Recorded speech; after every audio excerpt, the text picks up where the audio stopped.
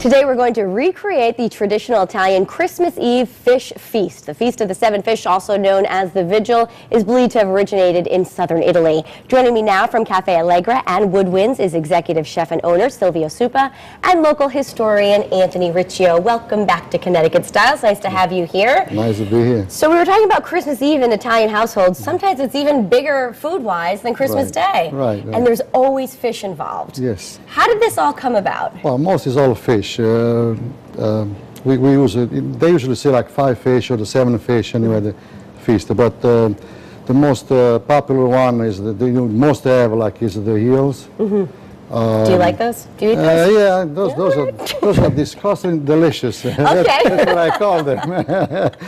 But that and the pulpo, which is the octopus, Baccala is a dry cod that they have an abundance, during the time that they fish, and then they dry them and save them, for the winter.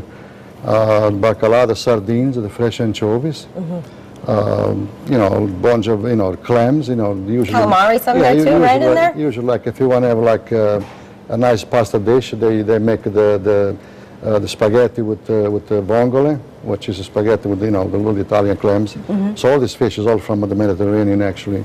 A couple of them I won't be able to get them because they're not in yet. You gotta wait till like closer the to eels Christmas, and things right? like that. I don't want to get them frozen, so but they come in fresh, like the last weekend, before Christmas. All right, well, let's talk about the book, Cooking with Chef Silvio. You both did it together. Yeah. And Anthony, you called it a cooking memoir. A culinary memoir. Culinary memoir. Yes, sure. because it's a collection of not just his recipes, but stories that he shared with me that I recorded.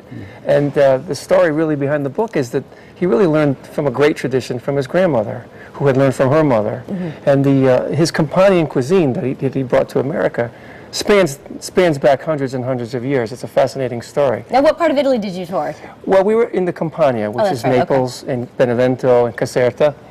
And that was, we went to his village, which was Sant'Agata dei Gotti, which is about 30 miles from Naples inland. I mean, there's in the a hills. picture in the book that shows the kitchen. Yes. It looks like it was ancient. Yes, it was. The kitchen speaks really to his rural roots and that tradition of farm to table, where if you go back to his town, which is amazing, the shepherds still tend their sheep. People still farm the land. People still make cheese by hand. Right? But it's such a throwback to an earlier time that I thought almost had left. It was gone, but it still exists there.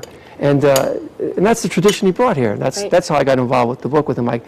I couldn't pass it up. It was just too interesting. All right, Chef, you just dipped the octopus into the boiling water. The octopus, yeah. That was a whole octopus. Yeah. Wow. So how long does that have to cook it there for? That one there cooks for a long time. And they need probably an hour to cook. It does, okay. So we have them over there already cooked, already prepared for you. And what's in the boiling water? Any seasonings? Boiling water is very, very plain, and just a little bit of salt. Okay. And very, very little water, because the octopus is cooked with his own water. Okay. It's a lot And of how do water you say it in Italian? What were you saying? Polpo. Gotcha. Polpo, yeah. And you'll serve it just like this? You cut it up? And, Yes. All right, you moved on to the baccalà. Baccala, yeah. Baccala, we actually, comes like a dry cod. And we soak them for 2 days into the cold water and a little bit of running water. And when they lose all the salt, cut them up, and we make like a lot of different ways. Like this is a fried baccala. We make baccala salad over here. Oh, and you would serve that cold? We poach them and it's cold, yes. All right. Room temperature, we can make baccala in cassuola also, which is cooked with a little bit of tomato, black olives, onions, leeks. I see. The polpo also, we made a polpo luciano, this one here. Polpo luciano, which is made with tomato, black olives, green olives, lots of fresh herbs from the Mediterranean also. All right. While that's cooking, let's talk a little bit about New Year's Eve reservations at Woodwinds, because I know it's a hot ticket. Yeah, they come in pretty strong. Yeah, usually we do like we fill her up to the end, like we have to turn a lot of reservation away, So you probably call now, right? Make those reservations early, plan ahead? They come in already, quite a bit, already, Great. Also, Woodwinds, we're doing pretty, very good over there too, Well, good. People say they don't have anything to do on New Year's Eve. Yeah, Cafe Allegra or Woodwinds. Right. All right. Right. How do you know that is that's cooked? This one here, when it gets a nice color, we just turn it. It's nice, light, like a brown color, light brown or whatever, whatever. All right. So Anthony, tell me more about your journey of putting this book together. I'm sure there must be some anecdotes you could share. There's some great stories. What we did was we found Silvio has 5 aunts that are still there that actually worked on the farm that he grew up on. Okay. And they shared recipes with us. We asked them for their favorite recipes, and each aunt had a special dish that she always prepared that they gave to us that we put into the book, which is kind of interesting. Well, let's take a look at that octopus. Yeah, look at this, yeah.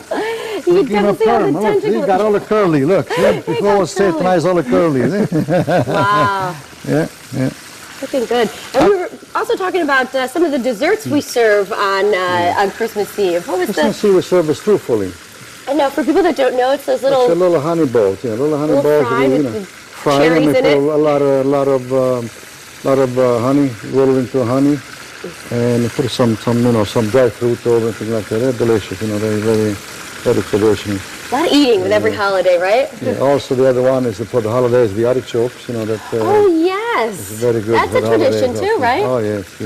Artichokes, and because we have a lot of fish, so we do a little bit of pasta, like spaghetti vongole or something like that, and also we use a lot of green. Well, some of the most popular one is like regular broccoli, the American broccoli, or the broccoli rabe. That's a little more, like a little more Italian. More authentic, right? Yeah. All right, let's put some information up on the screen for you. If you want to check out Cafe Allegra in Madison, you can see all the information there. The phone number is 203-245-773 on the Woodwinds Banquet Facility. That's in Brantford. All you have to do is call 203-481-6577, and you could make those reservations for New Year's Eve. You're going to be serving food like this then? Yeah, sure, we got it, definitely. Sounds fantastic. For the Anthony, holiday, yeah. thank you so much, Chef Silvio, for being here and sharing.